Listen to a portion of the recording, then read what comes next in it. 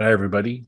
As a reminder, the following video will be full of many, many spoilers of anything in Better Call Saul from the beginning until season 6, episode 9. Assault and battery, hosted by Ali. So, wow. um, Quite the episode. I tweeted out about 2/3 of the way through that had they not broken the season up, we would have had 2 episodes in a row where a major character died. And so this was, felt to me at that point, a little bit like a breather that we are kind of rounding out some of the character, where they're at now, trying to get a handle on Gus, trying to get a handle on Kim and Jimmy, obviously, Mike as well. 2/3 of the way through, that was the ticket. And then at the tail end, the emotional, while there wasn't the violent type of situation that occurred in the last 2 episodes, from an emotional standpoint, there was violence. It really got intense at the end of it. It just continues to amaze me. What a super awesome show. Their stock and trade is those cold opens and some cool things they do. This was one of their best. We've got this melancholy perfect day song playing through as we basically cover Kim and Jimmy's next day following Mike's instructions, and we get very cool, very cinematic cuts and wipes and imagery and tying things in. You get the Saul Goodman sign, which we saw at Jimmy's house in an earlier cold open, the big long Saul Goodman and Associates. And as it goes up, it kind of truncates it to Goodman ass, which I think was intentional. I think it's not too hard to figure out from there. But it was also cool to see at this point, this is still an unbroken Francesca. She's smiling. She's happy. It's going up. Oh, how her future will change from there. It goes from there. It goes to Kim doing the Kim thing, defending folks like she does. Then we get these continual wipes back to Mike and crew cleaning up the crime scene, which is pretty gruesome on a lot of things. And they do lots of very kind of clever things of the coffee turning into blood, the blood turning into the bottom of a cherry or strawberry pie that Jimmy's eating. You see some of Jimmy's clientele, you see some of Kim's clientele, and you see Mike working with his guys. And of course, it ends up with what we heard in the teaser for this show last week, the whole one day we'll wake up, we'll brush our teeth, and we'll realize we haven't thought about it. And that's when we'll be able to start to forget. Jimmy seems to be saying to convince himself, it's kind of iffy there. Definitely not convincing Kim throughout this whole thing.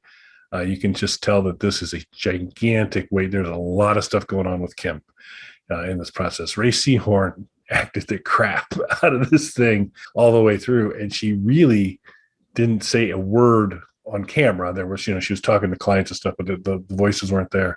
But she actually didn't have a line until pretty late in the show. But then she picked it up, and we get Gus going into some sort of armed compound. I wasn't sure what it was to begin with. Figured it was cartel based on kind of what was going on. I was like, he's not back at Lalo's place, is he? And then eventually becomes clearly search him. He's obviously still hurting from his adventures with Lalo, and turns the corner, and there's Don Eladio, Juan Bosa, and the Salamanca clan. Hector and the cousins, they're all there. So this is a bit of a come to Eladio meeting for Gus, where Hector has accused him of, one, trying to take Lalo out at his house. And then when that was unsuccessful, Lalo talked to Hector and said he was going to come get him, and then he's just disappeared. And so Hector was accusing Gus of killing Lalo, which Don Eladio feels is a very serious accusation, and asks Gus to explain himself. And Gus basically says, I'm not going to explain myself. It doesn't merit it. So, we're definitely getting that kind of cool, unflappable Gus now. Don Hector really, really isn't buying any of this type of stuff. But Eladio basically kind of goes through the facts of, hey, the cousin saw the body, even though it was burned. The dental records checked out.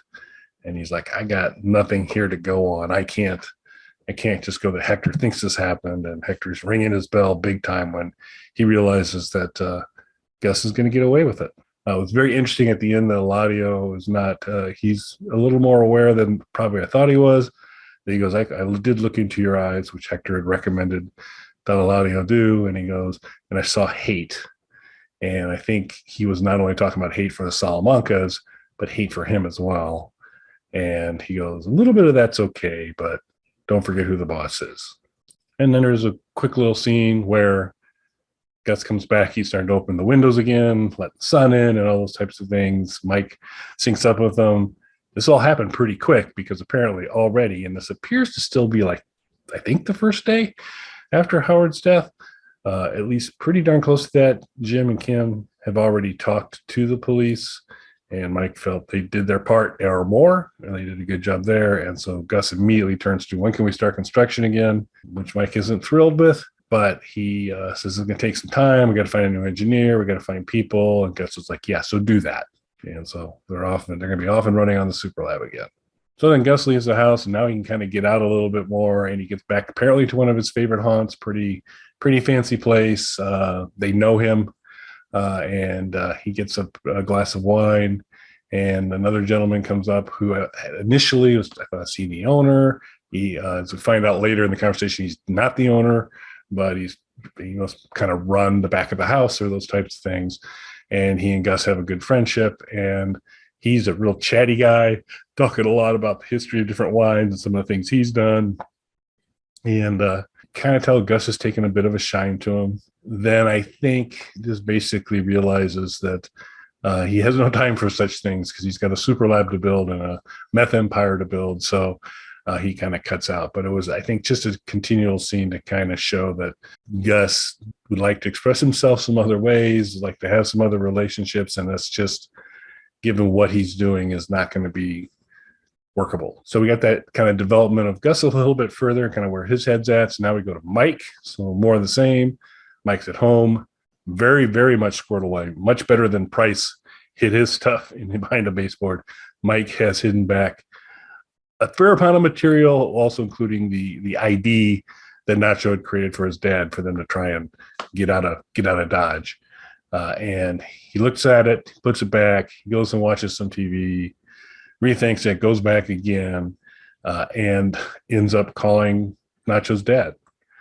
And not only calling Nacho's dad, but saying, I'd like to meet. And not only saying he'd like to meet, but saying, I'm basically outside. And so here was Mike just, I think, wanting to give Nacho's dad closure, to let him know he didn't suffer when he died, to let him know he is actually dead. He's not coming back. And his dad is taking it all in. But Mike kind of finishes it off with, but don't worry, there will be justice. You don't have to worry about the Salamancas, and there will be justice.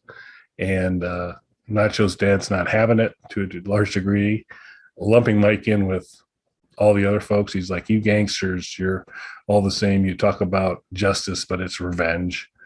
And he really is dismissive of Mike and the world that Mike inhabits, that obviously he'd have no part of, not just dad would have no part of. And that whole "you gangsters are all the same" line had to cut Mike deep. Then we get a return of the trash can from season one that Jimmy kicked the crap out of, that Kim would always straighten up. And multiple damages, obviously, done by Jimmy, and probably multiple straightens up done by Kim. But they're back at HHM, and it's kind of the celebration of Howard. We're getting a kind of a parade of a lot of other characters we've seen before.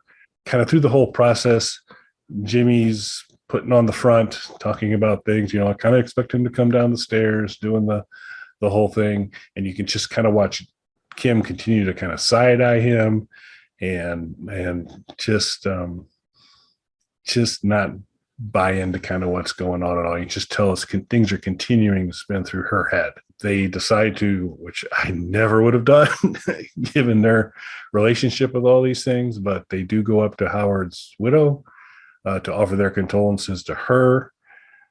Jimmy starts, and she starts to shut him down almost right away and says, aren't you the guy that Howard saying was harassing him and all that?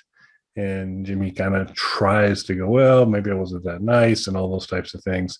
And then Kim rolls in, kind of a little bit to Jimmy's amazement based on the facial expressions, and kind of spins a story because Cheryl's saying there's no way Howard does drugs. Cliff Main is there as well in this conversation, and Kim spins a yarn on her feet really quick about one time she kind of caught Howard heads down in his office snorting something. That kind of cracked Cheryl a little bit. She turns to Cliff to try to get a life preserver. Cliff has some exposure, all thanks to Kim and Jimmy, to kind of have pretty serious doubts about Howard as well. And so he's like, it's not the time or place. And that just kind of finishes her off, and she has to excuse herself. So just super tough on her, even though obviously the relationship was not great. We saw from there, but she wasn't thinking that there was any way that Howard was taking drugs. And I was kind of wondering whether she's going to really double down on this, and this was going to become a problem for Kim and Jimmy, and that she was going to continue to pursue this and say something's not right here. But with Kim's storyline and then Cliff not saying anything, but kind of saying something, I don't think anything's going to come of that. I'm trying to figure out when Kim kind of hit Cheryl up a couple times with, well, you would have known, you were his wife, whether that was really a sympathetic move or a move to really kind of further break Cheryl. I really, really hope it was a sympathetic move, but you could probably read it either way. And then they walk out into the garage, which we've seen before, them sharing a cigarette. Kim and Jimmy stare at each other for a little bit, and she gives him, pulls him close and gives him a big kiss, but then gets in the car and drives away without him. So then we cut to what I'm going to assume is the next day, and Kim is very nervously tapping her pen. The client even notices it, is kind of annoyed, gets her to stop. This is a hearing that Kim has requested about getting some evidence thrown out. And as it was getting started, she mentioned, hey, there's a late petition to the court. The court gets it, and it's her basically saying, I need a withdrawal. The judge is not thrilled, and he brings up both lawyers, and they have a conversation. The prosecution's ready to discuss the motion. The judge is ready to discuss it. And he's like, hey, so this, it's your party, and you can't take away the punch bowl. That's kind of his quote. But so he's kind of encouraging Kim to stay. She's staying very tight-lipped. Why? He's like, is this for personal reasons? Is it health reasons? She's kind of saying no and no. What is it? And she's not comfortable sharing.